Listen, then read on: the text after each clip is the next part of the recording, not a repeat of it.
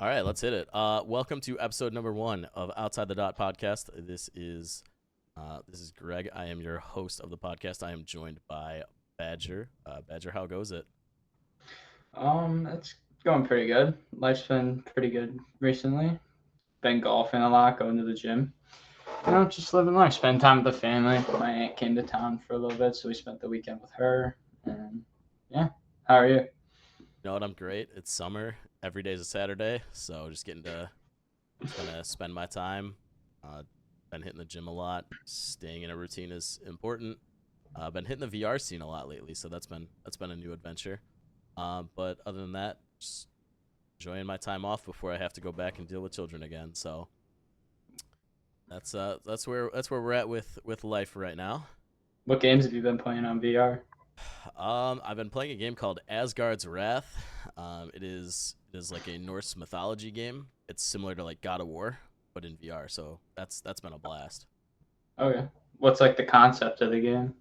Um, so like you're basically a god presence, and you take over heroes, and so like you switch back and forth between your god form, and you have like this like overlord kind of thing where you're like looking over the map, and then when you're inside like the hero, then you're back down on the small scale and like more boots on the ground sort of stuff. So um little Beat Saber here and there too, but that's about it. Oh, that's pretty sick.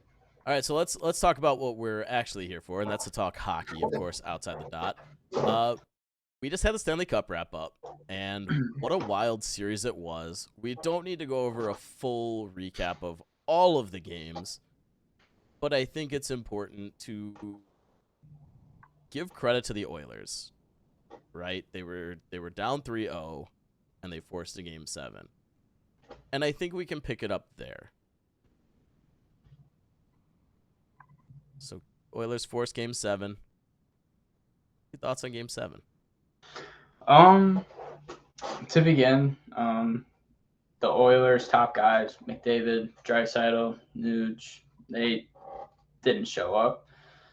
And that sucks because after having those magical 3 games, they they were all buzzing.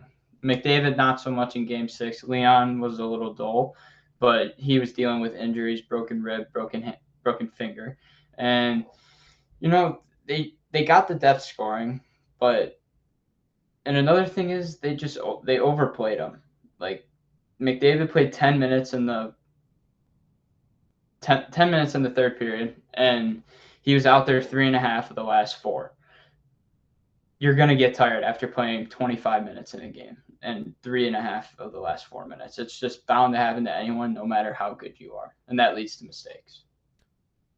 So a couple thoughts on what you had said is that those top guys didn't show up, and there's no argument there. They definitely did not.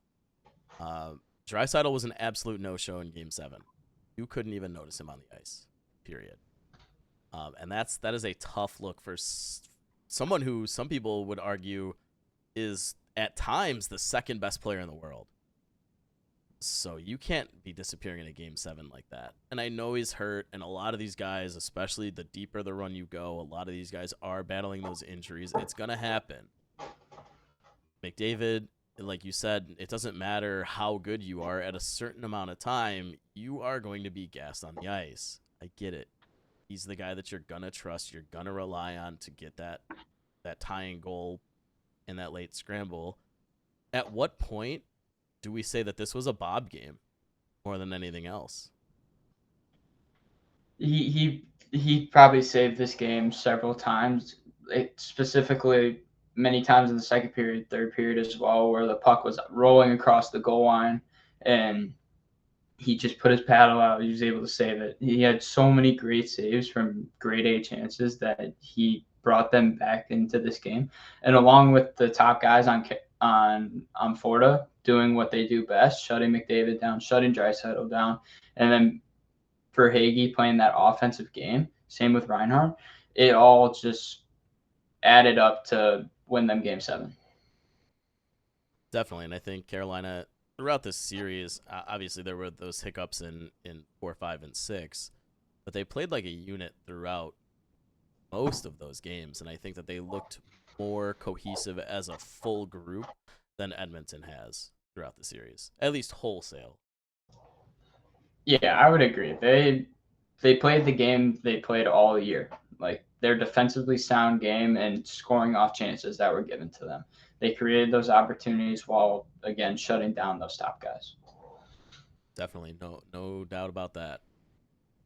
Is it fair to say that this was justice for last year in the cup? And that's not to take anything away from last year's Panthers team, right? But you got so close, you get to the finals and you lose, and the next year you're back, and now it starts to feel like doomsday almost, right? You're up 3-0 and you can't close.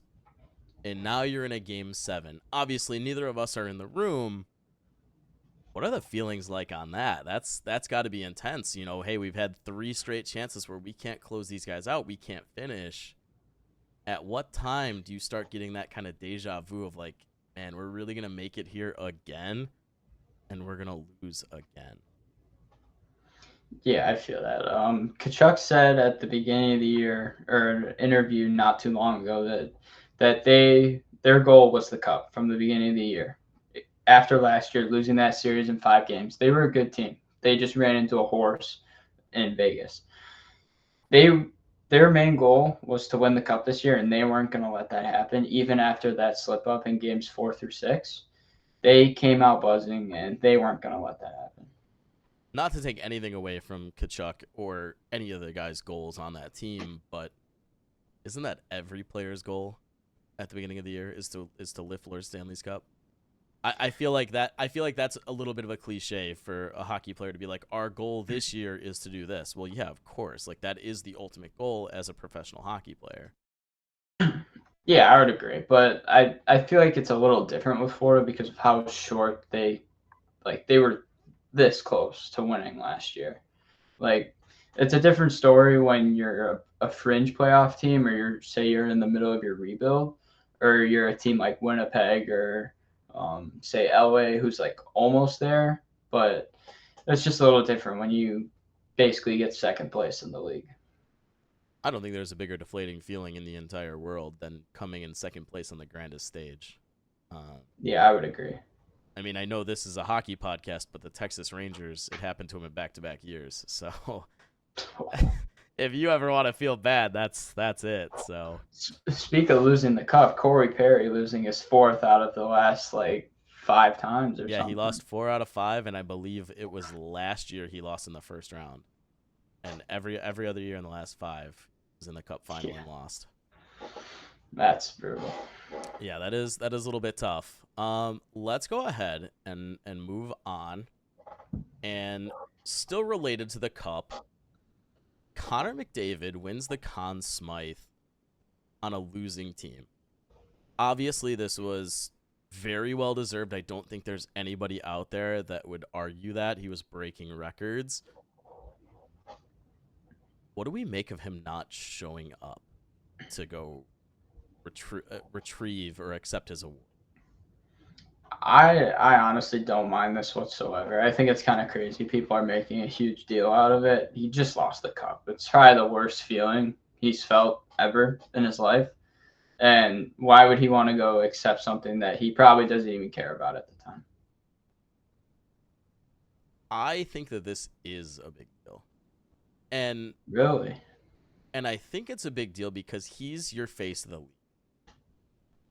And he's normally a guy who is so humble and isn't going to jaw off. He's not going to, at least to the public's knowledge, he's not going to chirp the other guys.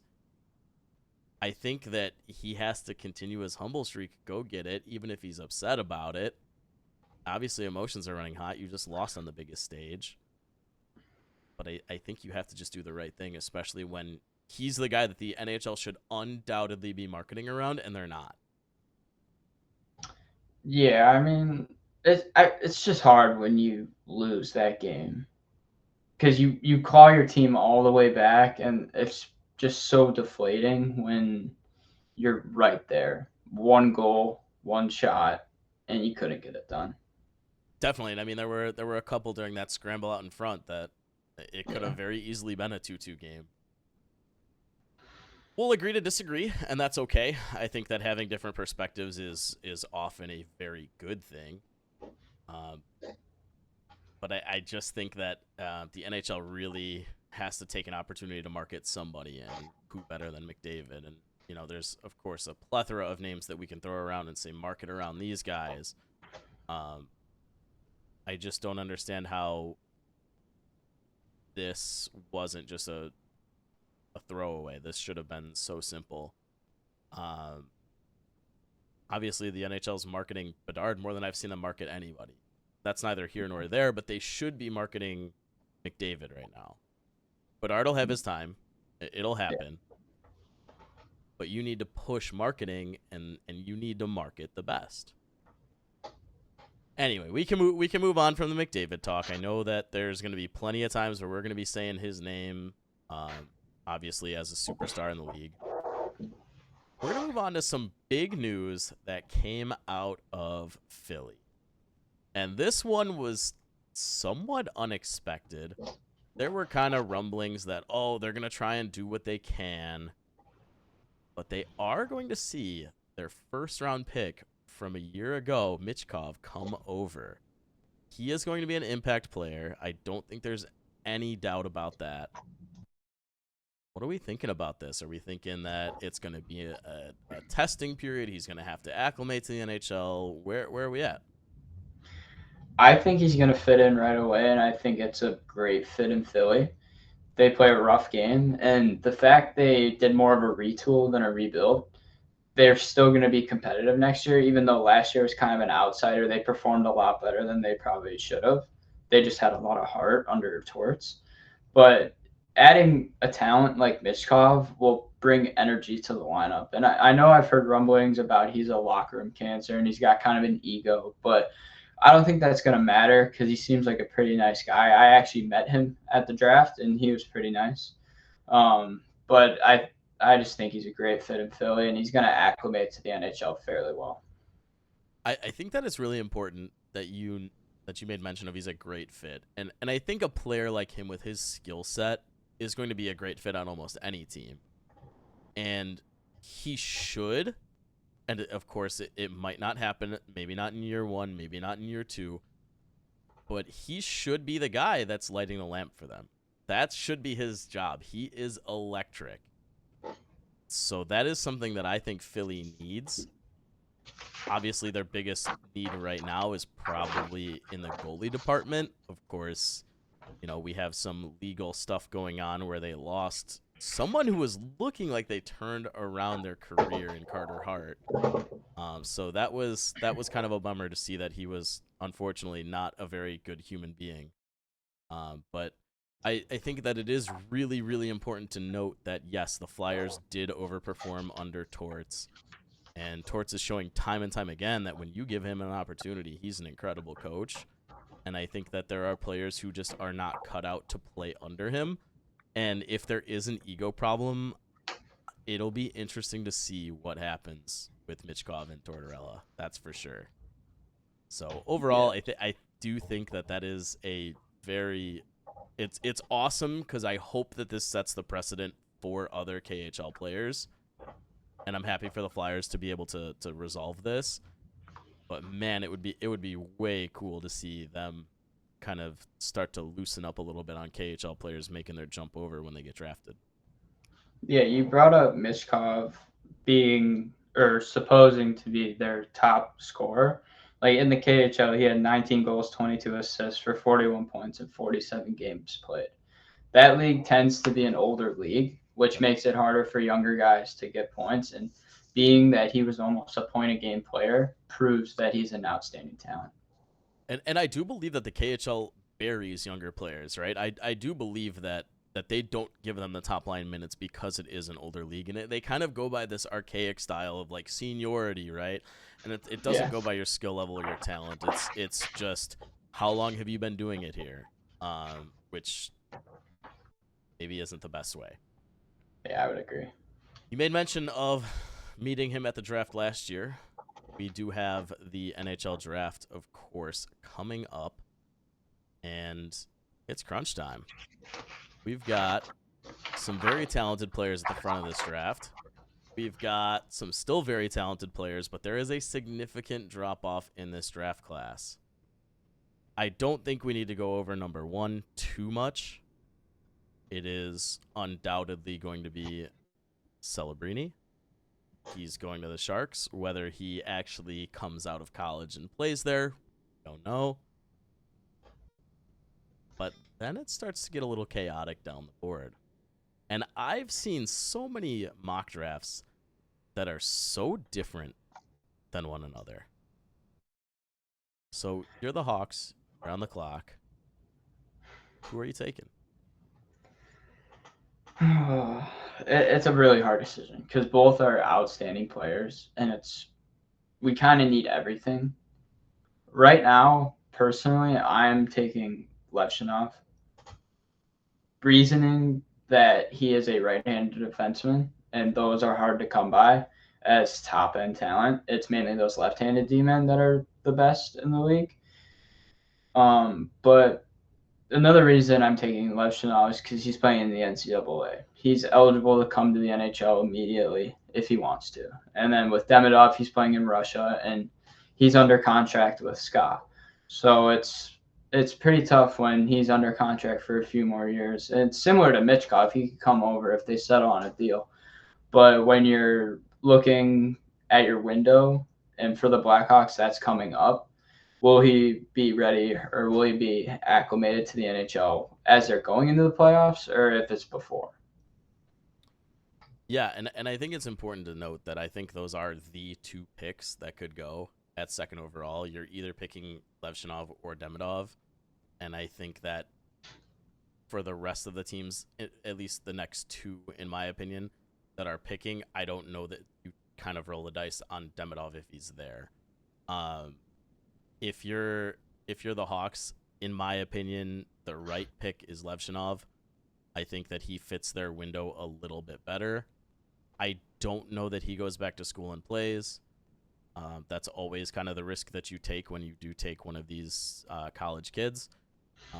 They kind of own that leverage, and we've even seen some players who go back to college, and what they'll do is then they'll refuse to sign. So you take that chance too. Am I saying that Levshinov's going to do that? No, I'm just saying that it has happened previously, and it has happened recently as well. So if we have Celebrini and Levshinov off of the board, and you are the Anaheim Ducks, who there are a lot of rumors swirling. There are a lot. There's the big one. The big one is that Zegras wants to go play with his buddy Cole Caulfield up in Montreal. I don't know how they make that happen. We're not here to discuss that. We're here to talk about the number 3 overall pick in tomorrow night's NHL draft. What we got? I do believe they go with Demidov if the Blackhawks end up taking Levshinov, just because of the fact that their decor or their young decor is insanely good with Mintakov. Who else? Who else They've do got they have? Zellweger. Zellweger, who's on the come up. He should be in the NHL fairly soon. He ended last season up in the NHL. Yeah, so he'll be up full time next year. I think with them adding Demidov, it adds to their forward prospects, and it'll give Leo Carlson another player to build chemistry with. Whether that's in a year, 2 years, 3 years, I think it's a good fit. So we're gonna disagree here, and that's okay. I don't think that Verbeek is gonna play nice with Russia. And if they take Demidov, he unfortunately has to, right? Like, that's just kind of, it's the political side of the NHL, which, we often overlook. I think that Bouillon goes 3rd overall. Bouillon? Hmm? That's a shocker. I think he fits that team and what they're going to need in the future a lot better. I understand where you would want to pick Demidov, and I understand how electric he can be. I just don't think they want to play the game of of when can we get him over. Yeah, and with Williams, like he's an offensive defenseman who could play the game defensively sound. He's an all-around good D-man who put up good points at Denver last year and who also won the national championship. But I just feel like Demidov's top-end talent is almost too much to pass on. Kind of like the Mitchkov situation. Even though he fell, his top-end talent was ranked next to Bedard, next in line. There were some drafts last year that actually had him going first overall. That was actually a common thing. That wasn't like some far-fetched fan like, oh, we want Bedard to fall to us. Like, no, that was very serious in terms of how highly touted he was. So that is definitely something. But again, I don't know how much, given the political climate, teams want to deal with Russia. And it sucks that it is that way. I'm not saying it's the right way. I'm just simply saying that it is something that I think teams take a little more into consideration. All right. After the Ducks pick, and now, of course, we have two different players off of the board here. We have the Columbus Blue Jackets at number 4. I have them taking Artem Silyev, the 6'7" defenseman. I think he fits them perfectly. They're kind of building a bigger defensive team. Like drafting Fantilli last year, he's electric offensively, but he's a bigger guy at 6'3". He is. They have David Juracek, who's around 6'4", I'm pretty sure. So His adding brother's in the someone draft this year too. Yeah. So adding Silyev would give them more defense, like taller defensemen and bigger guys. Sure. I mean, I think he has top end stuff, but I think at the end of the day, he's going to end up more of like the Ekblad type. And that's kind of my talent assessment of him. I think maybe early on in his career, we might see a little more puck moving upside than Ekblad has. But I don't know about that fit. I don't, if you're Columbus, and again, I'm not anti-Russia. I don't want to pull that card. I think he can definitely fit in that D-core just fine. And a lot of these top-end guys are going to be able to do that. I think he... See, on my board, I still have Demidov up. And then I would still have... Silyev up as well. And I don't have enough familiarity to the new Blue Jackets GM as to what kind of trigger they would pull. And I think if you're the Blue Jackets and you have Demidov up on the board, I think you take him. Yeah. But, of course, your draft scenario is a little different than mine. Mm-hmm. So I would take Demidov if I'm Columbus and he falls, but I don't know that he will. Okay. Moving on to the Habs, of course, kind of touched on them a little bit ago with the Zegras rumors swirling. If you are the Habs, who you got at 5? I personally have Sam Dickinson at number 5 to go along with their Lane Hudson pick from 2 years ago. He's another offensive defenseman who will put up points, and he's on the smaller end at I think around 5'10", but he's a similar build to Lane Hudson. He'll get points. He's able to walk the line very well. He jumps in the rush, and he gets points. And he's good defensively, too. I don't think Sam Dickinson goes top 5. And Really? I have also heard from multiple sources that if Lindstrom is around at 5, they are undoubtedly taking him. Okay, that's new information. So I'm going to go Caden Lindstrom. Okay. That's who I've got. I don't have much on a scouting report on him. But just going based off of the sources. I'm going based off of sources that if he does fall to 5, which again, based on the way that my board has fell, might not happen. right? He might not be there. Let's say, for argument's sake, we go Celebrini, Levshinov, Celebrini, Levshinov, Demidov. Lindstrom might be your pick at 4, and he might be taken right out from under you. So if he's there, I think they take him, no doubt. But I don't have enough on his scouting report. I just know that there are teams that are absolutely drooling over his skill set. 6, we have a team with no name. And by that, I mean they are called the Utah Hockey Club, at least for now. I've heard a lot of different things about Utah. I have heard that they might make the new city big splash. They might try and make a big move. But they still have their draft pick, at least for now. And I don't think they move number 6 overall. But they still do have it. And this is where things get a little weird because our boards are a little bit different. I think they reach. And I think they take Zeke William at 6 if he's there. If he's there, for sure. And of course, like, we're running like parallel universes right here with our 2 different draft boards. And sorry we don't have a graphic, but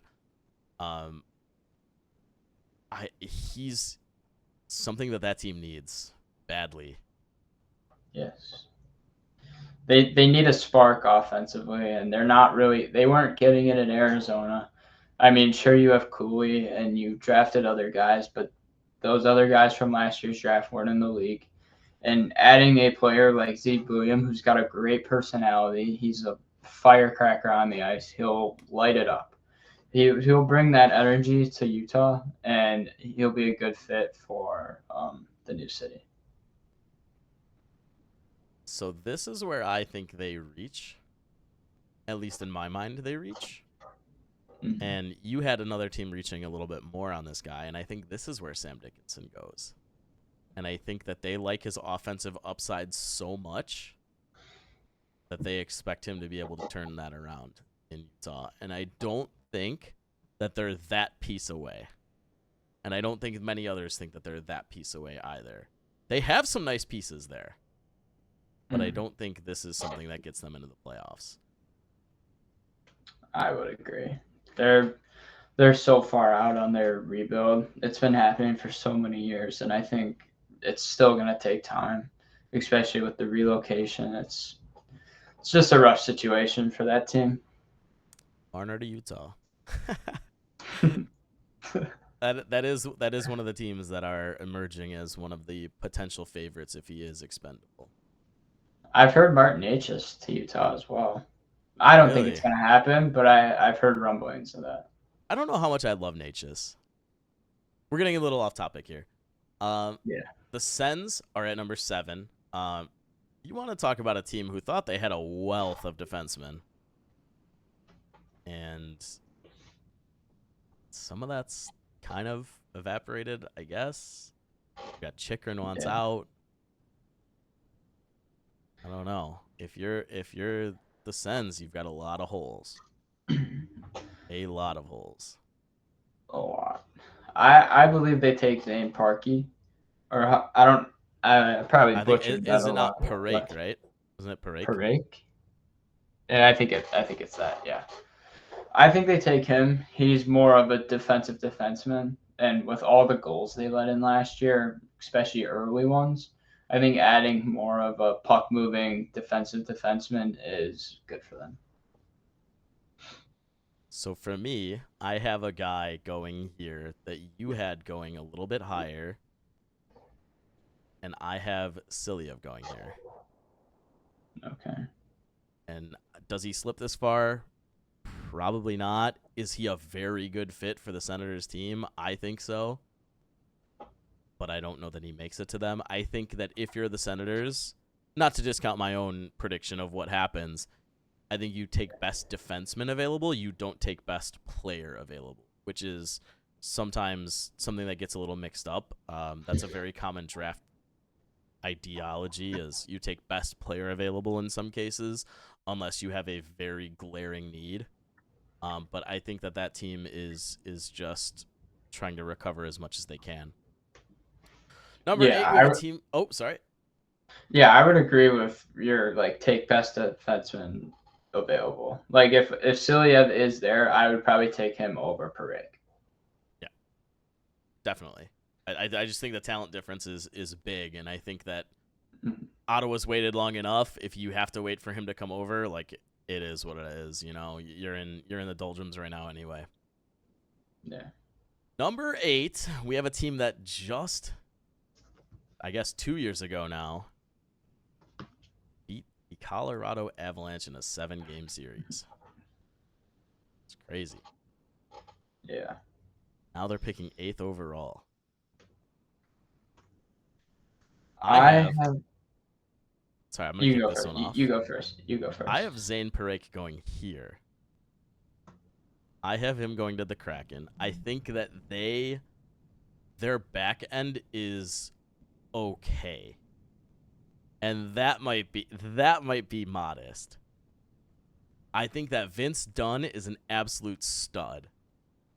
But who do you have after that, really? Yeah. I think their forward group is kind of just a collection of, I don't want to say untalented players. That's not fair. Of course, they made it to the NHL. But that group lacks a scoring punch, and they're just kind of, for lack of a better term, average NHL players up and down that forward group. So I think you try and seek in free agency if you really think you can compete, and then you take break in the draft.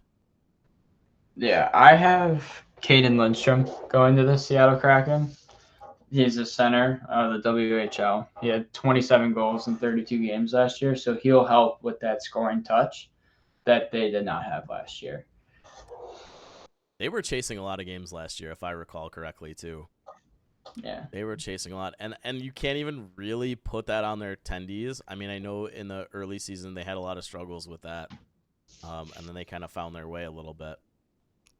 Mhm. I don't know about you, but on my board, I have the dream scenario lines up at number 9, and I don't know if you're gonna follow suit with me or not. But again, let's going back to Calgary. No, not Jerome. But again, let's go into Calgary. I differ from you on this one.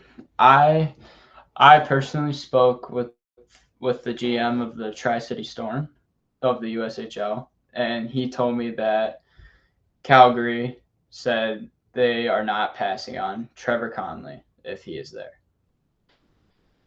Trevor Conley, he lit up the USHL last year. I'm pretty sure he was third in points. I could be wrong on that, but he was definitely top 5. And he's just a dynamic player who just dominates the game. Sure, to be honest, I don't know enough about him. But let's round out our top 10 with the Devils. And the Devils are in an interesting spot because this team has so many solid pieces. And it's hard to say that their season got derailed by one injury with Dougie Hamilton. But man, did their season fall apart after he went down. And then you had, I want to say Hughes got hurt next. And then I want to say Heischer went down too, no? Yeah, he did. So, I mean, you missed a lot of your offensive upside. Do they pick here or do they trade away? Because I've heard that is something that has now become available. I think I'll give 2 scenarios. I think if they trade it to Carolina for Martin Necas. And then they'll end up signing him, or if he needs to be re-signed, they will. If not, that'll play out. If they choose to select with their pick, I believe they take Cole Eiserman. He's a similar build to Jack Hughes, and he'd be a good fit on his wing. They build a lot of chemistry together because they are similar players, and then you pair them with a bigger winger. So I'm going to say that they stick. I'm going to say that they don't trade it away. Just a quick side note before I go over who I think they take at 10. If you trade your 10th overall pick for someone who is not willing to sign, you are dumb. Straight up. There is no two ways about it. You are dumb if you are trading 10th overall for a player who might not sign. You need that in writing that, yes, I will sign an extension if I come to New Jersey. Anyway. I've got, and I might butcher his name. At 10, I've got Beckett. Is it Seneke? I believe so. I'm not 100% sure though. I'm just going off of spelling. I have a last name that looks all over the place too. I get it. But I don't know. I don't think in my personal opinion, I think the fall off is after 8 in this draft. And I know that there are differences of opinion. I know that some people say it's about 14. About halfway through the first round is when there's really a steep decline. But after 8, I don't really see a ton of value. I see guys that are going to have long NHL careers, but I don't think that they're going to be like game breakers like the first 8 are. And maybe Iginla proves me wrong too, and maybe number 9 ends up being a game breaker too. But I don't know. That rounds out my top 10. That rounds out mine. All right, moving away from the draft talk, we did have a couple trades go on. Let's start with probably the biggest one of the bunch, Ullmark to Ottawa. And this one, I think that this one came from out of left field, I feel like. Not that Ullmark got traded, but that he ended up going just over the border to Ottawa. Yeah, I think this was a little bit of an odd trade, and I think Ottawa fleeced the Bruins with Ullmark coming one season removed from a Vezina. He was the best goalie in the league last year, and he was up there this year. He wasn't as good, but he was still one of the top 5 goalies in the league. Being that, I think the Bruins would have gotten a better package if Ullmark waived his no trade clause to go to LA. Because we heard earlier in the season around the trade deadline, he did choose to not waive it to go to LA.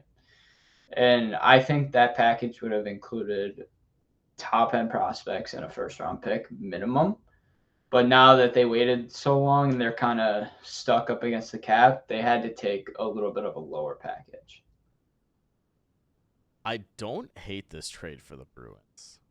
The more that I look at it, I don't hate it. Was I blindsided by where he went to? Yes, 100%. I did not expect Ottawa at all. But you get, and I want to say it was, what Tendy went back? Korpisalo. That's what I was going to say. I didn't want to mess it up. Korpisalo at, and I want to say they retained salary on his deal. I want to say 25%. I'm not 100% sure on that. I want to say there's salary retained on that deal, and that's not horrible. I mean, I think that he excels in a role where he won't be the number 1 guy because Swayman took over the net, and I think that's why Ullmark became a little more expendable. But man, this deal, we were hearing that Ullmark for Draisaitl. Like, that was something that was going around for a long time. Now, there were other things added in, but at one time, that was kind of the chatter. Like, Buchagras, I think, made the trade up and was like, look at how serious this could help both teams. So, this is definitely a fall from grace. Let's talk about 2 cap dump trades. We'll kind of talk about these rather quickly because they are at its core cap dump trades. Do you want to start with your team or do you want to start with longtime rival and their move? We'll start with the Wallman trade. So we will start with Jake Wallman, of course, getting a fresh start in another city at the cost of the 53rd overall pick in the draft. I don't get this one, and I'm an Yzerplan believer. I think he's an unreal GM, but what are we cooking here? Yeah, I think he fumbled the bag on this one. This was a rough trade, especially when they have Justin Hall, who's making the same amount of money and had less points. I mean, and we know Justin Hall. He's not he wasn't a serviceable defenseman on Toronto. He was better on Detroit. It was a better fit, but he still wasn't that good. And I think they honestly giving up the 53rd overall pick. I think giving up Justin Hall was better than Jake Wallman. Could you argue though that nobody would take Justin Hall? You could argue that, yeah. So that might have a lot to do with it as well. But yeah, this one's a head scratcher. I don't get it. And I believe at time of recording, it is future considerations is what Detroit is getting back. So usually that ends up being some sort of prospect. Sometimes it ends up being cash. But then we have another trade out of Detroit, and this one seems another head scratch from Stevie Y, and he's trading to who was at one point a rival.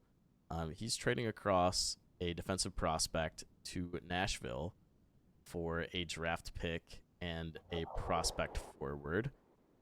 I don't know a ton about this, but I have heard that Detroit has enough defensive prospects where they felt comfortable making this deal. You pick up a second round pick, but the profiling of their defenseman that they traded away seems to be pretty solid. So if you have any thoughts on it, cool. If not, we can move on and we can talk about Mikheyev. Yeah, I honestly don't know much about this player that has been traded, but yeah, he seems like he's a good fit in Nashville. Fresh start. So, longtime rivals making trades, I guess, is kind of a theme today because we have former rivals from about 10 years ago, the Canucks and the Blackhawks making a trade. This one is a sheer cap dump from the Canucks, trading away, I believe it's the rights to Lafferty. Is that correct? It's the rights to sign Lafferty and Yeah. Mikheyev, correct? Or is it the other way around? Mikheyev, he just has salary retained. It's just the rights to Lafferty. Okay. So it is as I said, yeah. So Lafferty, so it's Lafferty's rights and Mikheyev straight up. And a Plus second a round pick 2020 and a second round pick in 2027. for a fourth round pick in 2027. So this is a straight up cap move. I think this is a nothing burger. I think Mikheyev is cooked. I think he's a fast skater, but he's on one good knee. Lafferty, don't get me started. It won't end well. But that's where I'm at on this deal. I think Canucks made out like bandits. They did exactly what they wanted to. They gave it to a team with cap surplus, and now they made room for their signings internally. I I love this trade as a Hawks fan. I think it gives Mikheyev a fresh start. It gives him a chance to almost prove himself in a middle six role on the Hawks. I love Sam Lafferty. I love the way he plays. He's a hard nosed guy. He's not afraid to go in the corners, get his nose dirty. And then this second round pick will be useful when the Hawks are good again because their window will probably open up around that 2027 mark. So the fact that they've added another second round pick, they can use that at the deadline in future years. Sure. Um, let's move on to signings. A lot of these to me are nothing burgers. I don't think that there's anything solid here. Maybe you disagree. I think that Casey Middlestad may be the biggest signing out of all of these. I don't think he was all that great last year. I don't know how much I believe that he was worth this re-signing. Dylan DeMello, like that's an okay re-signing. Liam O'Brien is like a glue guy. Teddy Bluger, like I I don't know. I don't think these are big enough, but they are worth mentioning at the very least. I like the deal for Colorado with Casey Middlestat. I think this is a nice bridge deal to prove if Middlestat can like show that he is a viable second line center on that team. I mean, he was under a point a game last year, but he had 14 goals, 33 assists with Buffalo, and and then he had four goals, 6 assists in 18 games with Colorado, not including the playoffs, where he was 9 points in 11 games. So I mean, he was viable playing in that second line role. Do I think he's going to stay at that position? I don't, but I think he's good for now. And if he can continue to develop into what he was thought to be when he was drafted in Buffalo, I think this could be a good sign. Anything on the other guys? Anything on DeMello, O'Brien, or Bluger? Otherwise, we're moving on. Nothing really. I mean, O'Brien, I think he was loved in Arizona and he's loved in Utah. He made a good first impression. He's a good glue guy, but he's going to be on your fourth line, and he's more of like that fighter role. Like he's that guy to throw the body down in like end of the game situations. Like there's not much more than that. Final thoughts? Or we're moving on. We can move on. All right.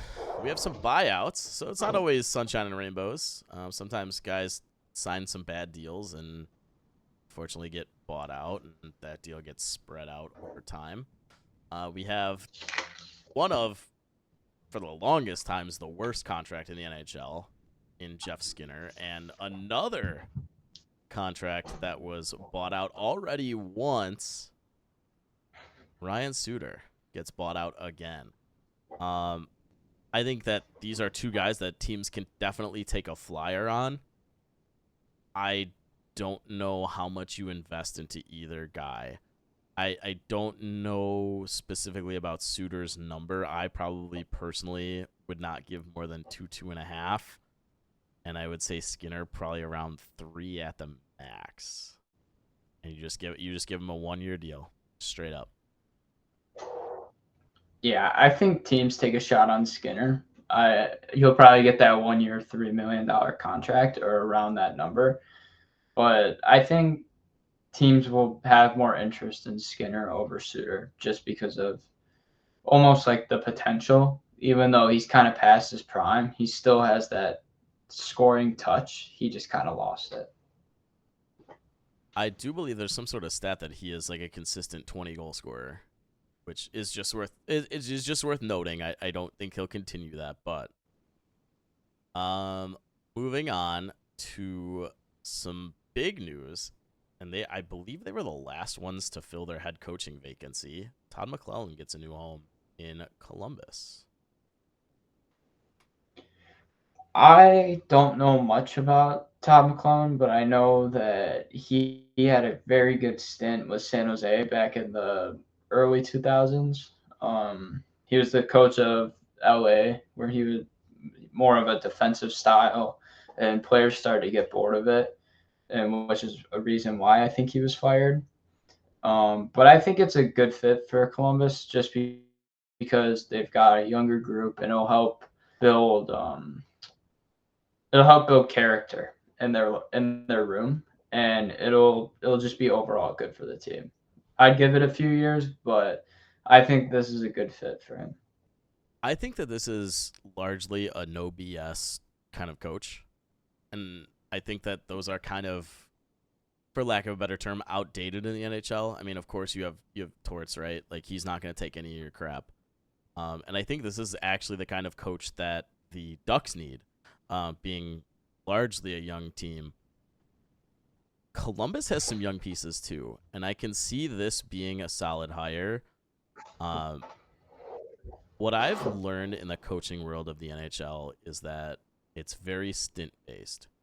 You see guys who will coach for a stint in one city, and then they'll 3 to 5 years later they'll get canned, and they'll quickly find another team, and then they'll see success in the first 3 to 5 years, and then they'll go to another team, and the cycle kind of continues, or you're out of the league. So I don't know what the expectation is of McClellan in Columbus. I don't know kind of where they're expecting to be. I still don't think this is a playoff team. So if they're setting their sights on the playoffs with him coming in, I think that's the wrong look. But that's about it on that. Yeah, that's all I have. Next up, we have let's kind of skip around off of our outline here and let's go to the management side of things. We have some interesting things going on here. We're going to start from the top and kind of work our way down. So we have Alex Morello stepping away from the ownership group of the Coyotes. And this is a big one, of course. We saw that there was this big land sale, and everybody thought, oh, the Coyotes are going to be saved. They're going to stay in Arizona. And, you know, I grew up with the Coyotes being around, and they were Phoenix and then Arizona, and kind of that. They had their little dance there. This appears to be the final nail in the coffin for the Coyotes. I think they're just dead in the water. Yeah, and it sucks because I've been a fan of Arizona for a long time. I've been to the games when I go visit my grandparents in Arizona, and it was a fun arena to be in. The energy was nice, but the fact that they couldn't win the land 3 separate times is a little concerning and shows that there is a problem. And the fact that there were other problems behind the scenes that the public doesn't know. But I think it's best that Morello steps down and a new management team can come in and hopefully flip this franchise around. So there is some sort of clause where they can buy back into the league, I do believe, if there is another group that takes over. Yeah. So that is something just to kind of keep an eye on. I'm not saying it'll happen, but I believe they have, what, a 5-year window to do it? I believe so. So moving down, down the board, not quite from the ownership group, but we have some management stuff going on. We have Ken Holland, and I do believe he just straight up stepped away from his role with the Oilers. Was it stepped away, or did he actually get fired? No, he stepped away. Yeah, that's what I thought. I didn't think they fired him. But that was pretty interesting. You just took a team that, for the most part, you built and you went to the Cup final, and now you're stepping away. I believe I believe he there was a report that said he didn't want to be a general manager anymore. I don't know why, but I believe that was the reasoning. Sure, and I can't imagine being or not being, but having the stress of being a general manager. Funny enough, just quick sidebar, is that we, at our first day of teacher stuff, I put down that my dream job would be the Nashville Predators GM. So funny that I say I don't know how I would deal with the stress, but yet that is my dream job. So Jeff Jackson takes over that position. Don't know much about him. I guess we'll kind of wait and see. We have this rumor that Ken Holland is possibly joining the Blackhawks front office. Do we know what capacity that would be in? Yeah, I think the Blackhawks are just going to shut down that Ken Holland thing. Or I think they already did, but I honestly don't think that's going to happen. It'd be kind of cool if it did, but I still don't think it's going to happen. All right, and the last thing that we're going to talk about today, just because it just happened, is the Hockey Hall of Fame inductees. Let's kind of quickly thumb through those. Any maybe memories that you have of some of those people, and then we'll wrap it up. First, Jeremy Roenick from the Hawks. I think that's well deserved. He doesn't have any awards, but he was almost a point a game, and he played just over 1,300 games. So that's really impressive. Yeah, I mean, I think a lot of times we kind of overshadow him for the kind of quote-unquote scandal he had, but that doesn't take away what he did on the ice, and even as a rival fan, I can respect that what he did was incredible. He was a great player, so well-deserved, and honestly, probably overdue. Yeah. Next, we have Shea Weber, who played just over 1,000 games and won a Mark Messier Leadership Award. So we each got one guy into the Hall of Fame from our favorite teams. It's pretty sick. So Go growing up, yeah, go ahead. or not growing up, but This was really the kind of first real choice of my own of favorite player. And I have a memory of going to watch him in Chicago, and the Preds won that game 7-1, and I want to say it was the second or third period, and somebody snaps a draw back and he just bombs one on net, and it was unreal to watch in person because that's what he was known for, is just having an electric clapper. So from everybody in Nashville, because I am in a lot of groups that talk Nashville hockey, everybody says he was a pretty stand-up guy when he was around. He tried to help Pekka out with a lot of off-the-ice stuff. So, and I believe there's some sort of weird thing where he's not retiring because he knows it would put the Preds in cap hell. So that's really cool of him to do too. So shout out to him. I think he's still under contract with Utah. He is, yeah. He's refusing to retire so that he doesn't have the cap hit go against Nashville. Do you know how many years he has left, or is it? Well, he signed a 10-year deal way back in. Oh man, when would that have been? It can't be that many years left. It's got to be like 2 or 3. But yeah, regardless. Then his former general manager also got inducted to the Hockey Hall of Fame, David Poile. I don't know if he's deserving. He's just kind of done it for a long time. A lot of his trades, especially as a Preds fan, I can kind of say this, we're not good. He had one trade that every Nashville fan will never forget, and of course that is Martin Erat and Michael Latta for none other than Philip Forsberg. That's a good trade. So that's one that we won't forget. But he's done a lot for, I believe, the U.S. program as well. So there is that. But he's just been doing it for a long time. I think it's kind of more of respect to that. Yeah, I don't know too much about it, so I'll just go based off what you said. Yeah, for sure. Next, we have Natalie Darwitz, who played for the U.S. national team. She won 3 World Championship gold medals, 2 Olympic silver medals, and a bronze medal at the Olympics. And she's currently the GM of Team Minnesota in the PWHL. She seems to have been an outstanding player. I don't know too much about her, so I'll throw it over to you. You know what? I'm going to be very transparent here. I don't know a whole bunch about the women's hockey side of things. I love that they have their own league now. That's a very, very big step forward. But I don't know anything about either of these 2 women that made their way into the Hockey Hall of Fame. So shout out to them. Yeah. Lastly, we'll just give a shout out to Chrissy Wendell. She's top 10 in NCAA scoring with 237 points. Won an Olympic silver medal and a bronze medal, and then won a world championship. So, yeah, that wraps up the Hockey Hall of Fame. Any closing thoughts before we kind of wrap it up? Do you have any free agency predictions?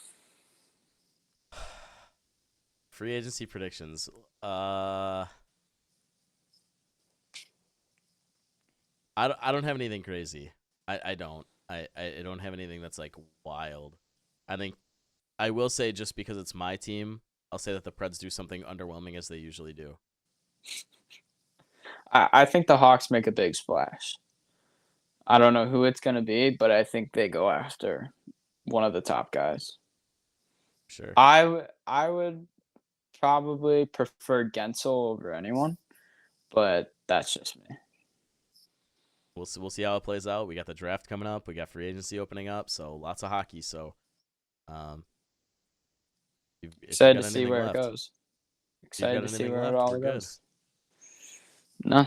All right, that's a wrap. Then that is officially episode 1 in the books. I will see you next time, brother. Yeah.